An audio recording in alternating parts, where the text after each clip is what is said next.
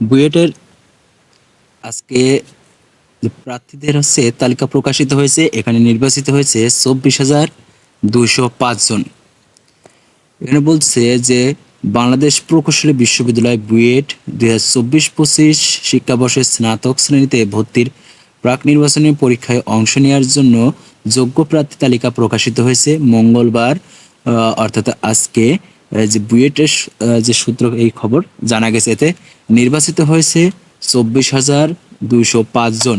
এর আগে গত 18ই নভেম্বর বিশ্ববিদ্যালয়ের নিজস্ব ওয়েবসাইটে প্রকাশিত ভর্তি পরীক্ষার যে বিজ্ঞপ্তি একটি প্রকাশিত হয়েছিল। এবছর বুয়েটের 2 ধাপে ভর্তি পরীক্ষা অনুষ্ঠিত হবে। প্রথমে প্রাক নির্বাচনী এবং পরে মূল ভর্তি পরীক্ষা নেবে বিশ্ববিদ্যালয় কর্তৃপক্ষ।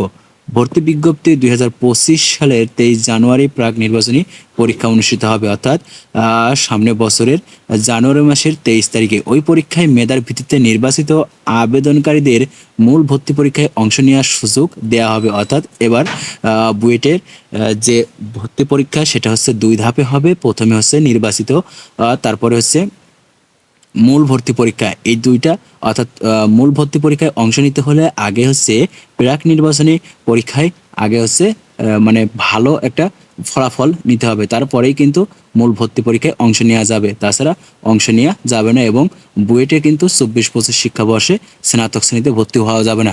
পরবর্তী কোনো আপডেট নোটিশ আসলে সাথে সাথে জানিয়ে দেওয়া হয়। অবশ্যই চ্যানেলটি সাবস্ক্রাইব করে পাঠাতে। সবাই ভালো থেকো। আল্লাহ হাফেজ।